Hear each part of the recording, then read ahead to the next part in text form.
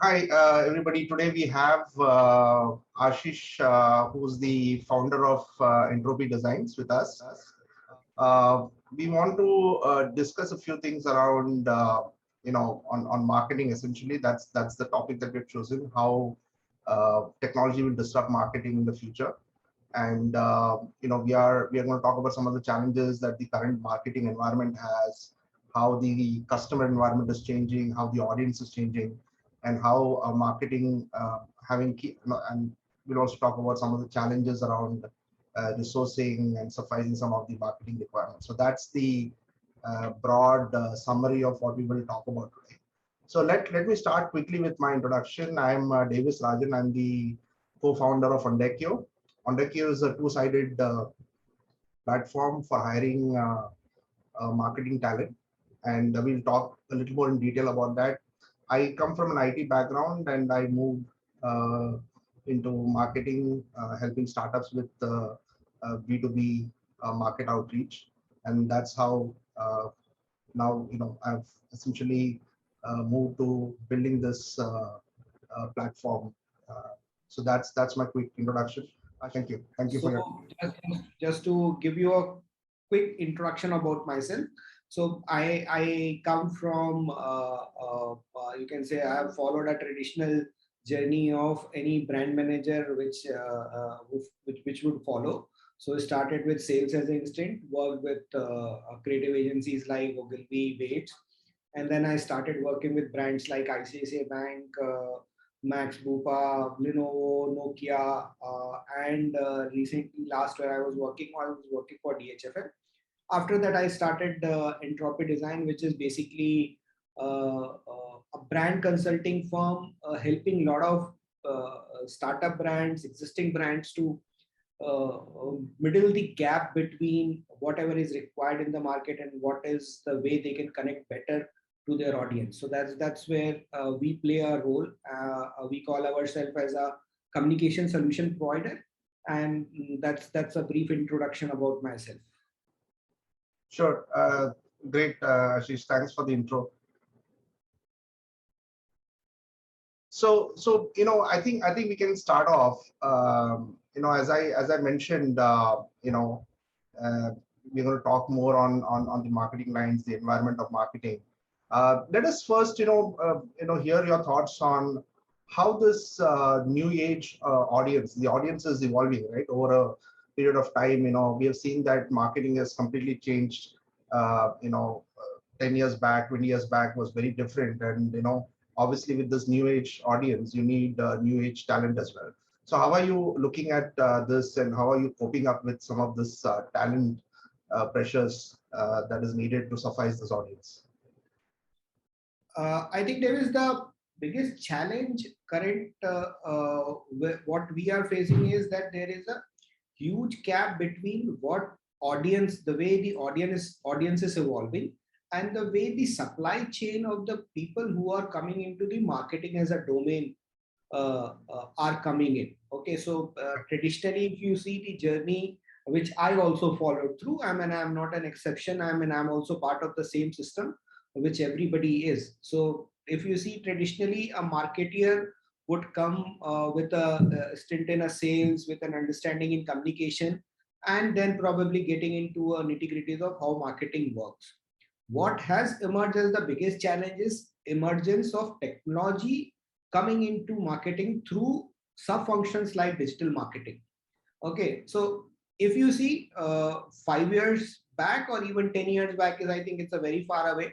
The brief to agency whenever we used to design a website was make a website which communicates who we are and what we are so that we are able to reach out into a larger market. Today, I guess that brief has completely changed.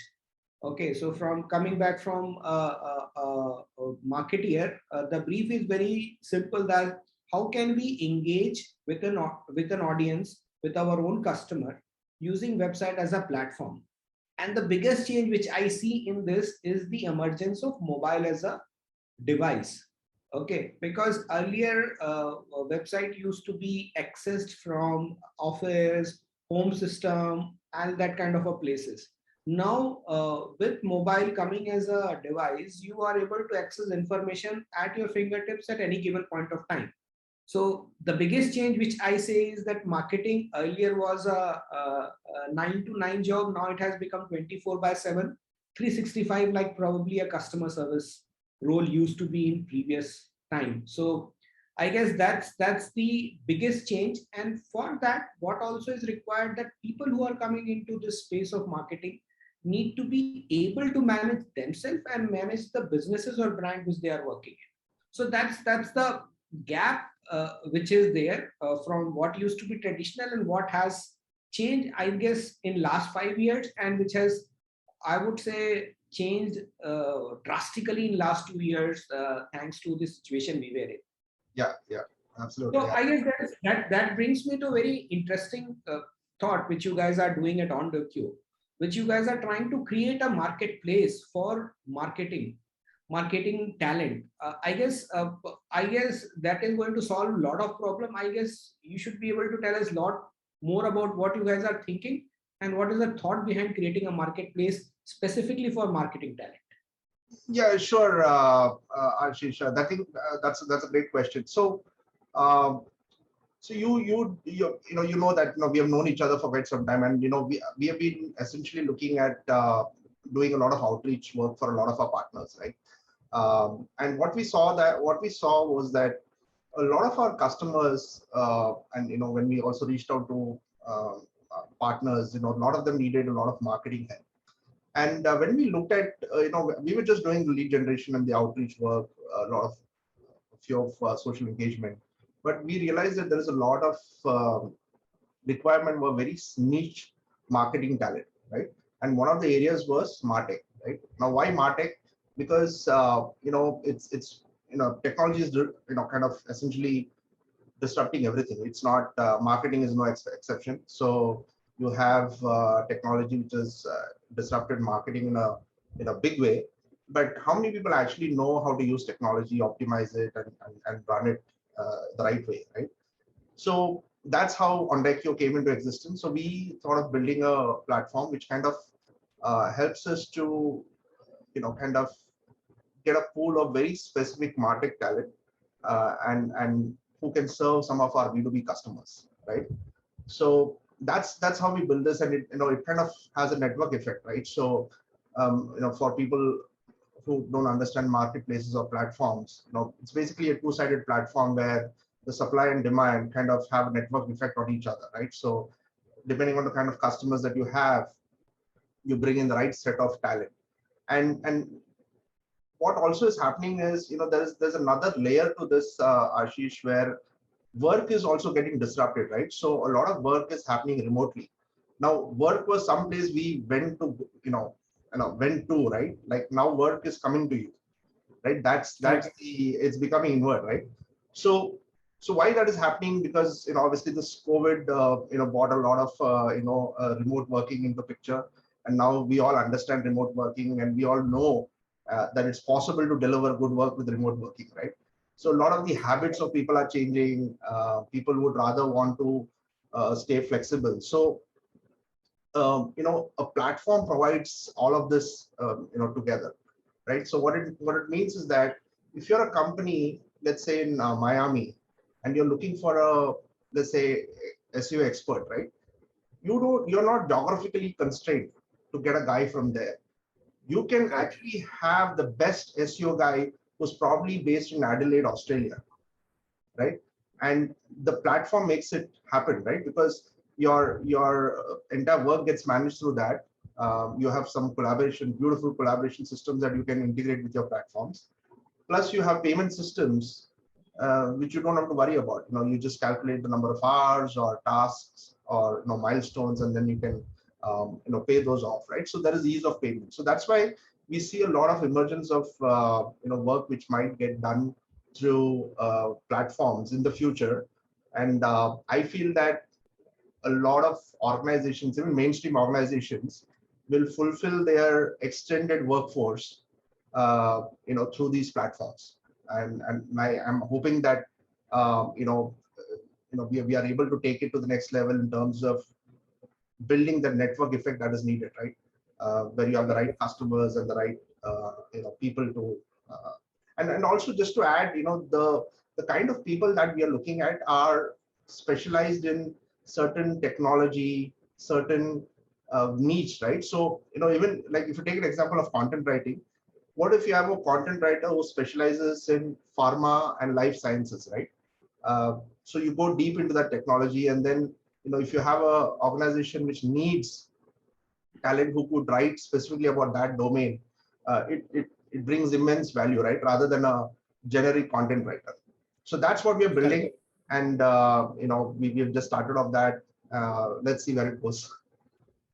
Great. I think, Davis, just to, it's a very valid point, because see, today, I think just to on the content point which you mentioned, that there are, see, at a deliverable level, okay, at an agency level, at a brand agency level or a brand communication agency level, your deliverable has changed a lot. I mean, from developing a short format content to a long format content, you require somebody who has got exhaustive, like I have worked in BFSI segment, and I used to work when there were multiple reports which used to be generated on specific sectors.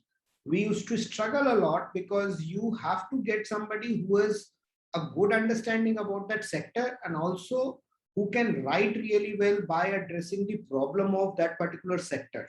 So imagine today, with a platform like yours, I can actually search out, or I can actually look out for a content specialist who is specializing on that particular sector. I mean, that is something which is essentially our, I would call as a daily need or a daily requirement. Okay, and when the any client or any brand which wants to work with, that's the first question they ask from you, is that do you have required resource or knowledge base to address my business or my audience?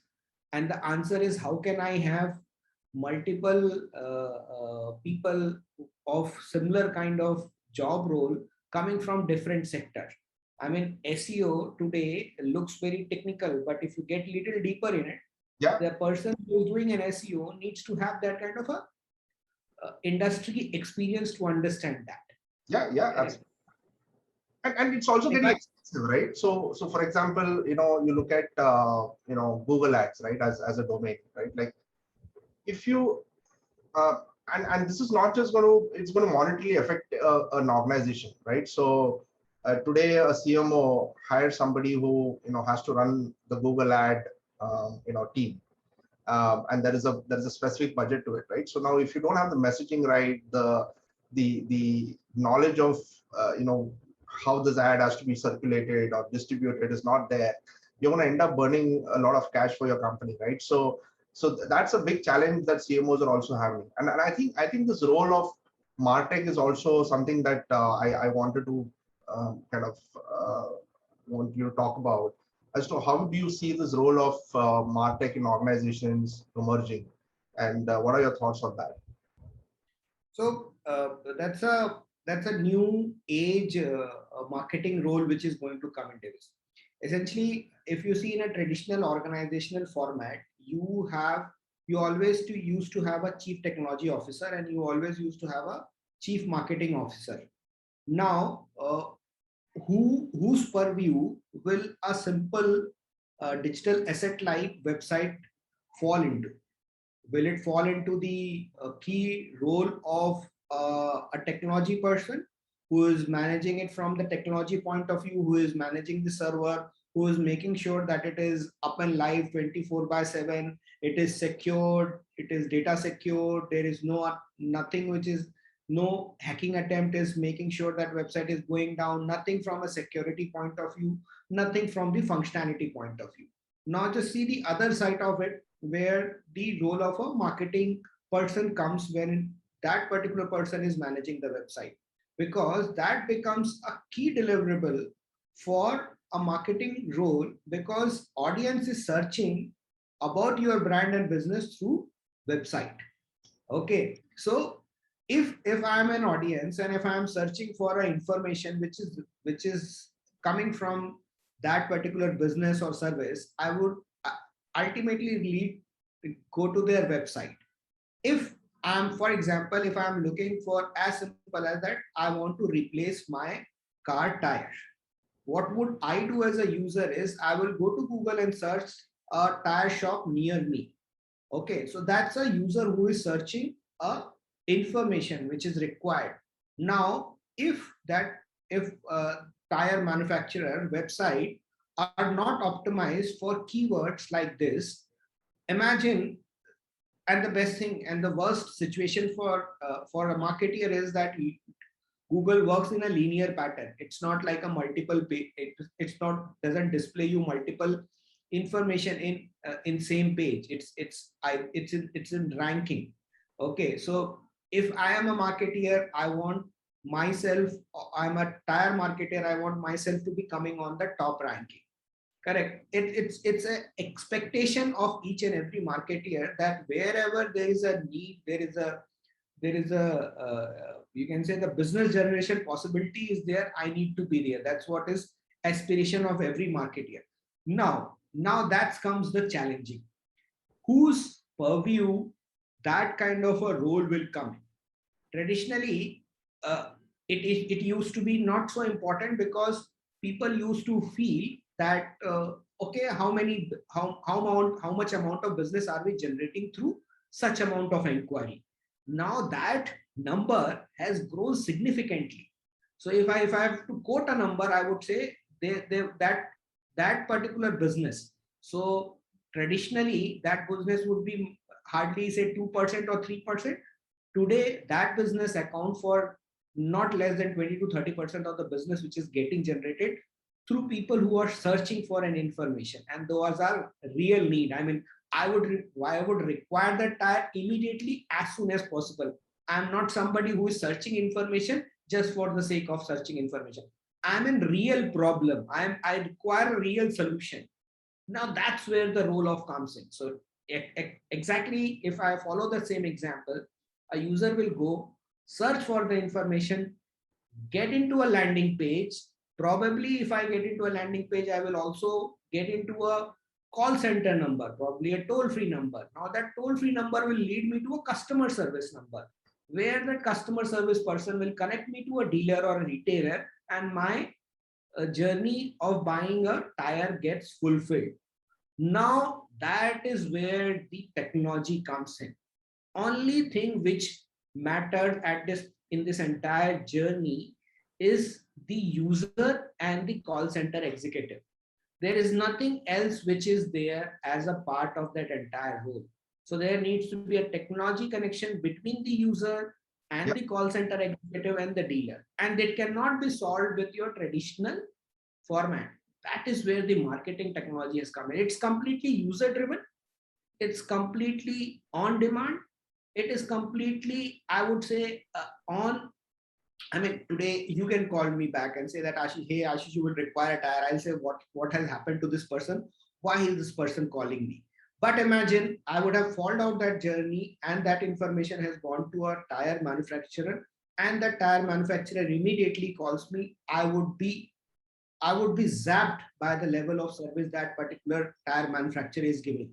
If that happens, like today, if you see Google, if you have experience that you are searching for a certain information, and you after a point of time you abort searching for that information, and next day you log in, you start seeing the relevant ad coming to you, Yeah. relevant ad getting service. So for example, if you're looking for a smart TV, okay, you did your research and then you switched off your system and went to sleep. Next day morning when you get up, you open your Gmail or you open your Google, you do some kind of a search and get into a third party website, you start seeing ads which are related to smart TVs.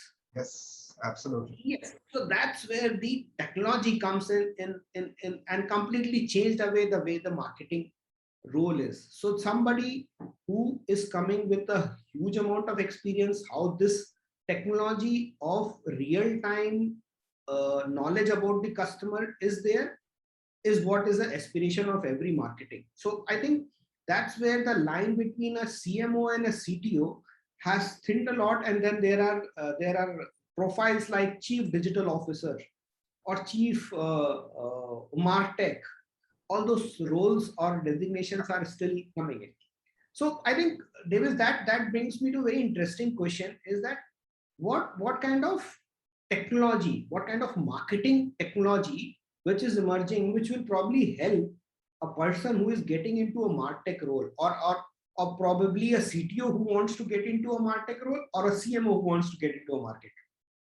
Yeah, so I think what we are seeing, Ashish, is and why we specifically chose to kind of cater to this particular niche in terms of MarTech, right, through Ondekio, is because we see there are close to 8,000 MarTech technologies out there, right? So now every other company is building some sort of software or automation which can help, and in most cases those are good tools, right, in the technologies which are there.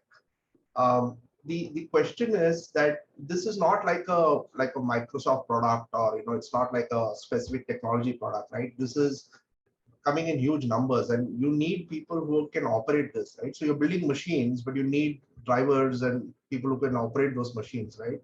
And that's where the biggest challenge is, right? And that's where a CTO's role or a CMO's role becomes very critical, and people who are building the stack. Now, just for stat, there are more than 40 to 50% of organizations which are saying that they do not have the right marketing talent. More than 60% of organizations are saying that they are not able to find the right marketing talent, or rather, what they mean is, marketing technology talent, right? Um, and why is this? Because there are just so many tools, right? And when an organization builds its tool stack, right? So marketing stack, they will have to look, and this is something that you cannot copy, right? I will never be able to copy my marketing stack from you, right? Because your business could be different. You are probably serving a different customer base. My customer base is different. So how do I really put together a stack? So, for example, if you're looking at an outreach tool, to a tool which kind of closes your deal, a tool which kind of engages, keeps the customer engaged. So there's a lot of tools that you can use, right? So you can probably have about 4 or 5 stacks of tools that you can use. But you will have to also be careful when you're choosing this tool. Do you have the ability to run these tools, uh, and bring in the right talent to run these tools, right? And also, when you're putting the stack together, you need a person who understands this entire marketing funnel, right? Right from the outreach till closing the deal, as to what all goes into it, right? And it's become very important for organizations to look at it very differently and not really confuse themselves, right? It's important that you pick up like 5, 6, based on what you're doing. Today you have tools which manages your digital assets, right, and distribution, right? Now that's a very important tool, but the question is, as an organization, do you distribute a lot of content? Do you kind of, is that your daily practice? If you're doing that in large numbers, then that becomes a tool that and you need to go and shop for a tool which helps with that. So I think marketing, put together a martech stack, right? I think a CMO has to really sit together with a team, and this is an ongoing process, Ashish. So in my opinion, you can't stick to. In fact, we've been doing email marketing and some of this outreach work. We have tested so many tools, so it's going to be an ongoing process where you test multiple tools. You do a lot of A/B testing, and also understand that as your organization grows, right, your tool stack has to change. Like if you're a 100 employee company, and then you become a 200 employee company, and then become a 500 employee company, right? Your scale grows, then obviously your stack has to change. So you need the people who are nimble in your marketing team and not using the same tools. They have to keep testing it every day almost, and bring the results out, right? So it's becoming really data driven, Ashish, and that's another big thing that's happening in marketing, right? It's becoming so much data driven. If you don't look at this data very closely, you will not make great decisions. So that's my take on how all this marketing stack is panning out, and how the role of a CMO or a CTO, as you said, will play a major role in putting a right stack together. So I think that is essentially true, Travis, because there is going to be a lot of challenges for the marketing as a resource. I mean, imagine in a situation where I traditionally used to be, or I used to be 5 years before, we used to be a very small marketing team in any organization or in any setup, whom you will require a person who has certain amount of creative bend. You will require somebody who has data analytics, somebody who has a bit of understanding about how different marketing operations need to be run. Okay, now if you see the kind of deliverables which any marketing resource has to do, okay, from managing multiple social media channels to managing the website. If you are a business which is directly connected to the audience, I mean, you are somebody who are an actual service provider on ground. I mean, whether it's a technology, whether it is telecom, where which whosoever is customer interfacing, until unless you don't have a very strong robust application, how would you service your ever growing need of your audience? You will not be able to do that, and that adds to the challenge of the person who is doing marketing. I mean, Hoping that person. so that leads me to the next question, right? So you're running this organization. So how are you sufficing those new age marketing resources, right? Like how are you bringing them to the team? What keeps them excited? What is it that you're doing, in terms of building the team? So I think one thing, Davis, which has emerged as a key challenge is the supply system. I mean, today, if you are looking to hire, like you mentioned about, it is very easy for any organization to take a tool. For me, it is about paying a subscription charge for that tool. But do I have that resource to run those tools? Is a big question. I mean, it is very simple that when I'm running a digital marketing communication agency, I need to have resources who is coming with certain amount of knowledge and expertise in running different digital campaigns. But from where I get those resources is always a question. See, if you are sitting on at a client side, you would, if you have to hire a resource who knows how to sell a particular software, what you will do is you will hire somebody who has a similar kind of experience in selling software. Correct. You will look for experience. Today, where will I look as a market, as a person who is running this agency? Where will I look? I will look for experience, and what experience I am getting is as basic as I would have done that on my own.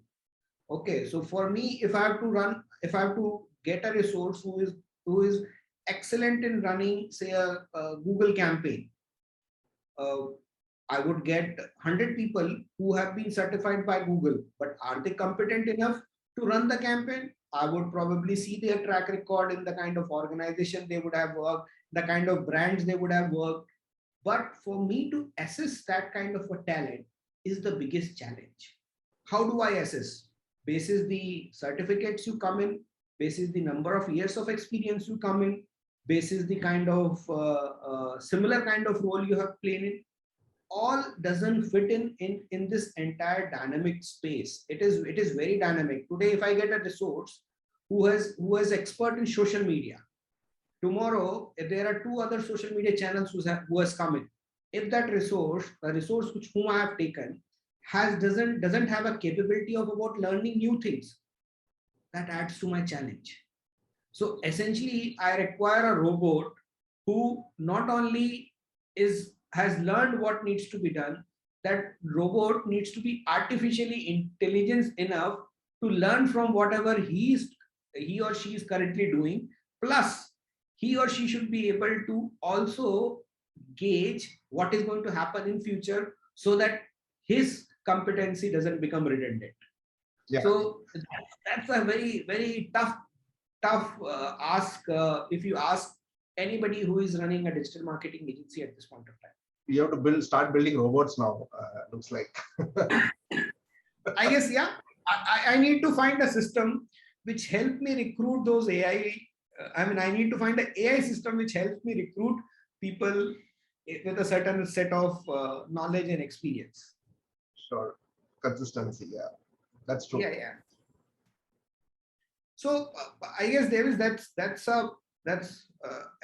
I think what I touched very briefly about it is that there in marketing role you require people who traditionally has creative and build in solving the problem, which are people who are coming from some other side of the brain, and then you have people who with this data thing coming in with so much insights. I mean, if you ask me, is the person who is running a campaign can analyze the campaign both from the communication side of it and also from the performance side of it. I mentioned it. I need a robot. So how is that Ondocuo as a platform is going to help to build in with that gap, bridge in that gap? See, I think see, in our case, we are a vetted marketplace, right? So we vet our talent before they engage with us, right? So that's and we are fully managed marketplace, right? So or rather a fully managed platform. We essentially have somebody who helps the customer and also works with the expert marketer, right, through the process of finishing a task. Now, what I've actually seen is that there are two types of marketers, right? So when we talk to different people, what I've seen is that the traditional marketing, right, and I also wrote a blog on this. The traditional marketing is more a right brain activity, right? So what I mean by that is it's more colors, more imagery, aesthetics and all of that, right? So like you make flyers, and that's been more known as marketing, right? Which is fully a right brain activity. But now what's happened is that we see a lot of new marketers who are coming in the foray who may not necessarily know all of this right brain activity, but they are able to analyze data. They are able to analyze how your content distribution is happening. They're able to analyze how many visitors are coming to your site. Are visitors clicking your blue button or are they clicking your red button on the website? Things like that, right? And there are tools. Obviously, there are tools which help you to do that, but running that tool and using that tool to your advantage is going to be the key factor, right? So we look at talent who's able to cross that bridge, right? So that bridge has to be crossed. We are not saying that the right brain or aesthetics and colors and imagery is not important. All we are saying is that to emerge as a great marketing professional today, we probably have to bridge that gap.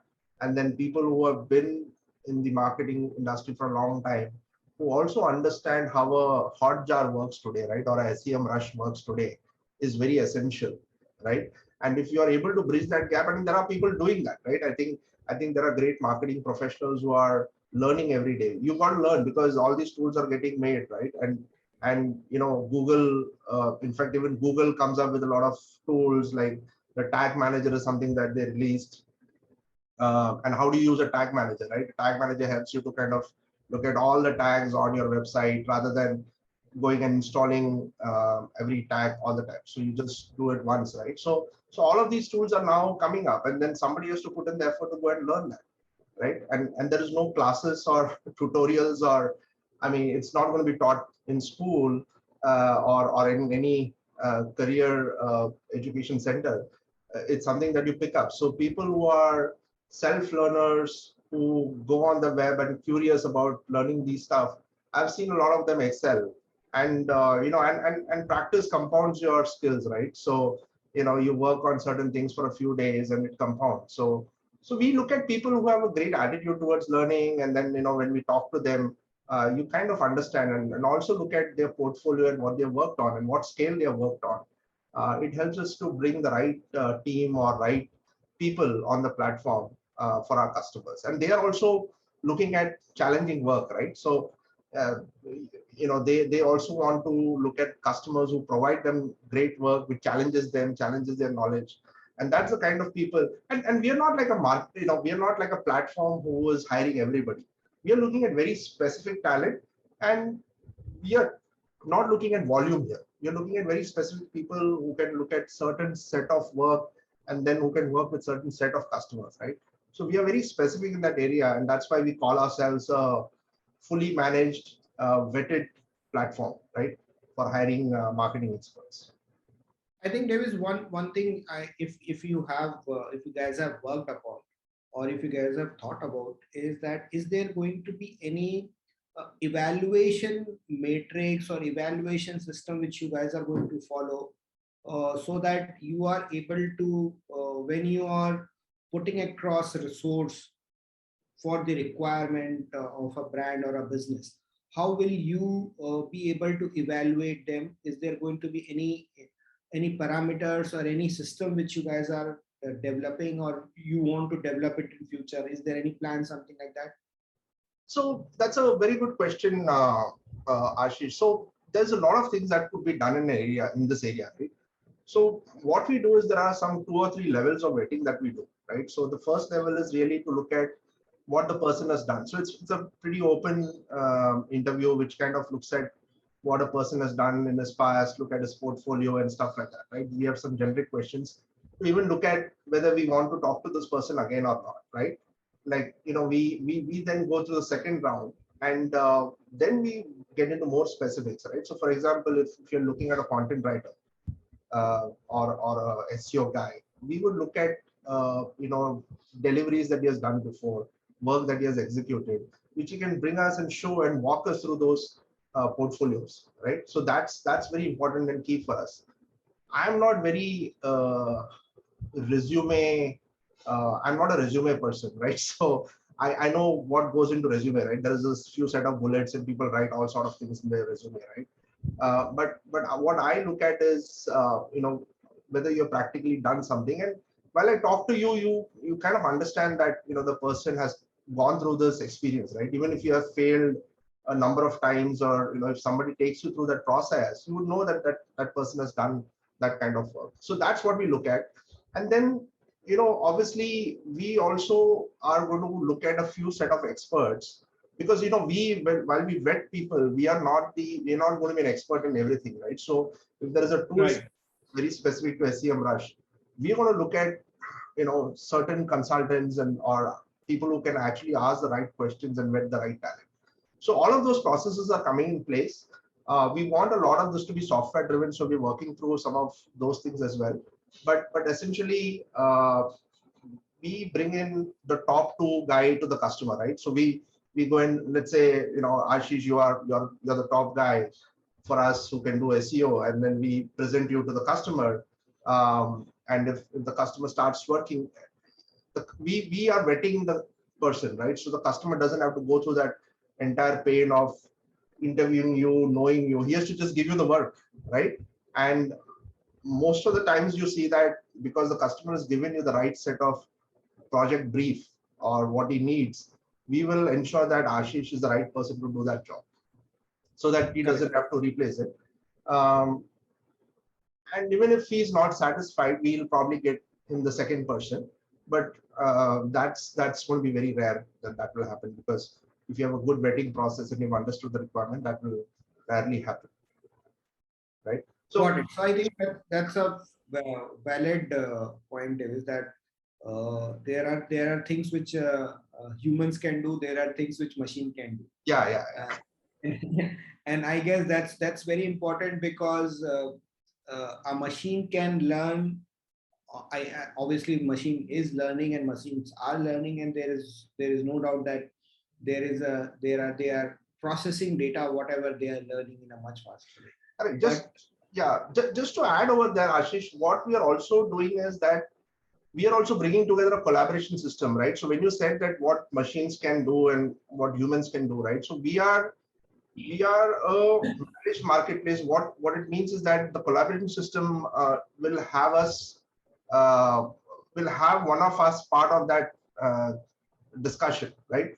Where an expert marketer is talking to a customer, we are always there in the center, looking at what's really happening. Is the services getting delivered? Is the marketer understanding the requirement and stuff like that. So that brings a lot of comfort to the customer in terms of progress of work. And our collaboration system is beautiful, right? So you can video chat and voice chat and chat as and when needed, and it also keeps the freelancer and the customer flexible, right? Nobody has to keep checking with you. So that's I didn't add that point. So that's a key thing in our on Reckitt platform. So also that brings me to one of the other very curious questions is around how customer decision processes have changed, right, for your direct to consumers, right? So customers today are making decisions which are very well informed, and uh, it's not like, again, 20-30 years back how customers made their decisions. So how are you catering to that? How are you working through some of these challenges? Okay, so I'll explain you with a very simple example. Recently, I was planning. I'm planning to work with one of a electrical vehicle, three-wheeler electrical vehicle manufacturer. Okay, so in fact, another example which a lot of people would able to connect is Ola Electric. When they launched their two-wheeler, they didn't went out in the market and said that you can visit our nearest dealer and book your Ola Electric. What they did was they asked the user that we are starting our online booking on 15th of August, and you just have to pay an X amount of money. I think they started with some 1,999 or 2,500, 1,500, very, very small amount. Uh, and you can book your own two-wheeler electric vehicle. So now imagine you as a customer who is planning to buy a electric two-wheeler scooter.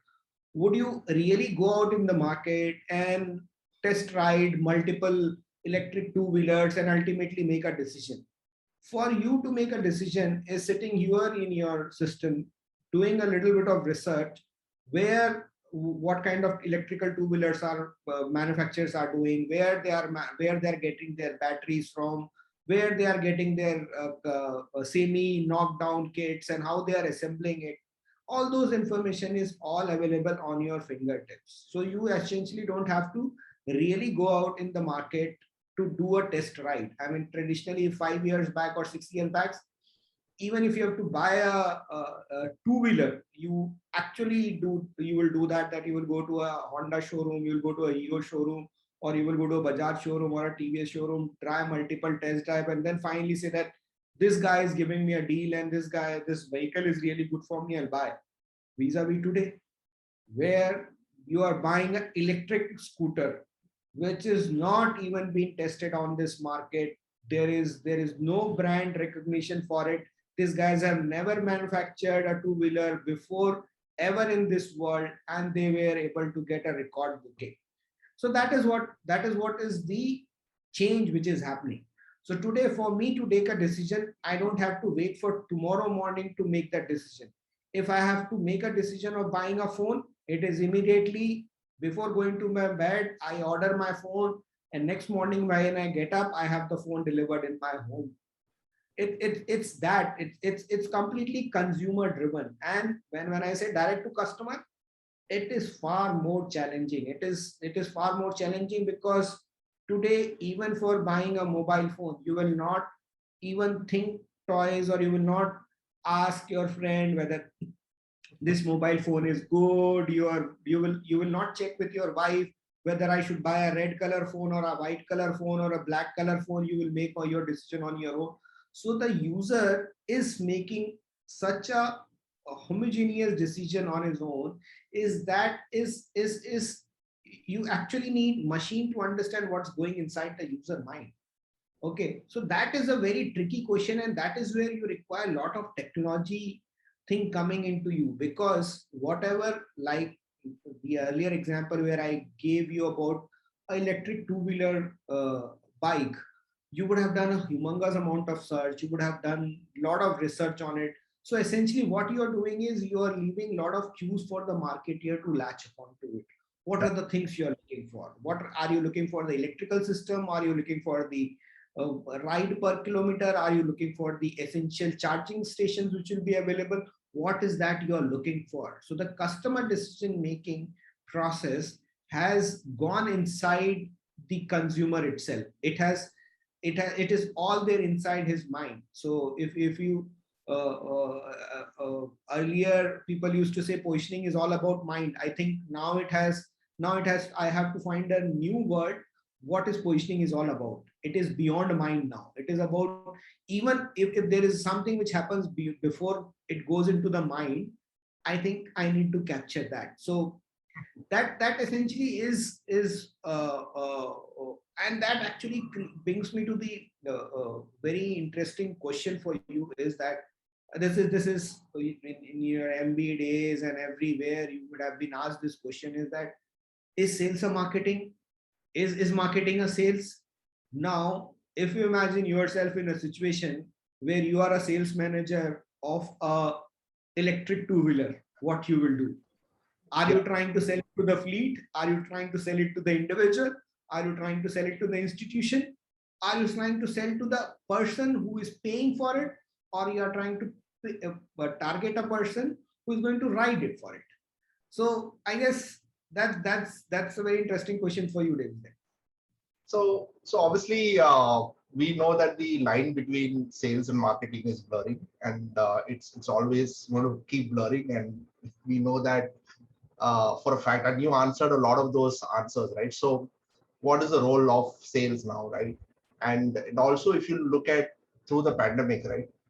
What did a salesperson do? He could not visit anybody anywhere. He was mostly at home. You can't call board lines to get in touch with somebody because people were at home. So all of the work that was happening was just the marketing outreach that was happening, right? Whether through content or direct outreach or digital marketing or whatever that is, right? So I think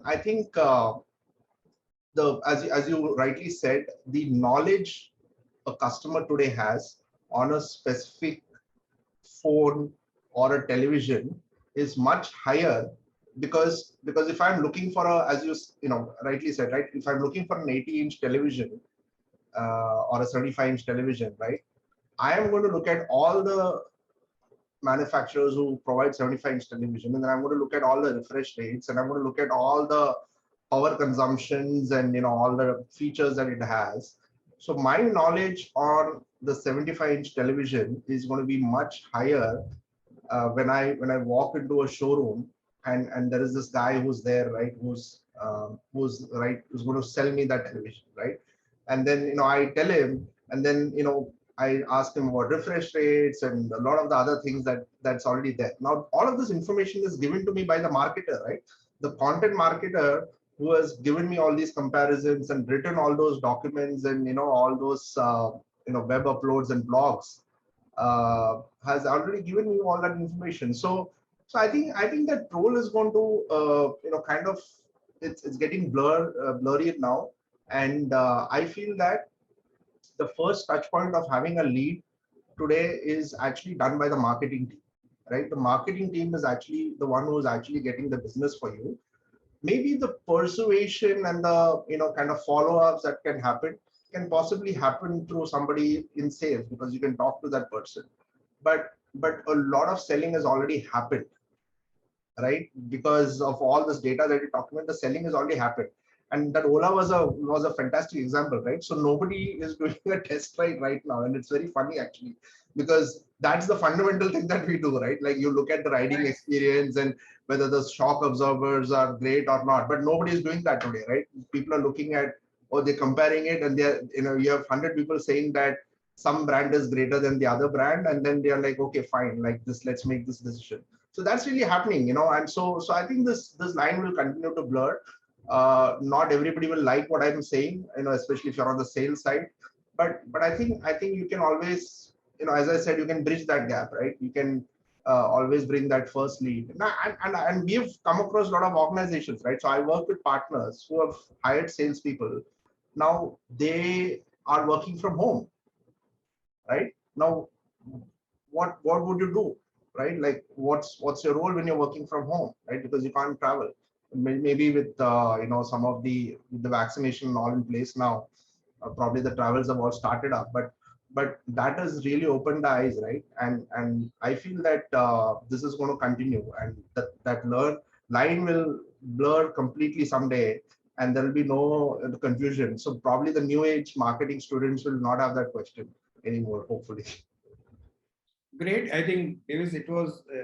I just to add on to it is that today, if you have to do sales, or you have to do a business development for your own platform, okay, will it be sales or will it be marketing?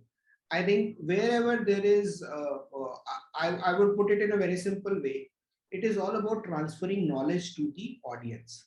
Okay, so initially in the earlier days, when there used to be a sales guy going and meeting a customer, what that sales guy used to do was not doing anything else but transferring knowledge. Okay, imagine the same situation where you have gone to take a test drive. What the person who is the salesperson who is making you to do the test drive will talk about. They will talk about, sir, is the mileage is really good. The battery which we are using is really fantastic. The engine which we are is a lot more, lot less noiser than earlier one, or as compared to competition. We have done it's an indigenously built machine, so you will not have any issue with the service. Now the same thing is happening even without a salesperson going across and talking to the customer. Yeah. Whether if you go to the website of that particular brand, you will see all in and everything about it. So the knowledge transferring is still happening. It is the process of the knowledge transferring has changed. As a user, I am picking up the knowledge whatever I want to. Like if we compare to exactly the same thing, earlier say why is the sales guy talking to only about the price and offer and this kind of a thing? Why is not talking about the technical things, which as a user I want to know? But whereas there is another customer who wants to know only about the offer, he doesn't want to understand anything about the technical thing. There is a two-wheeler which will ride, there are two-wheelers which will run.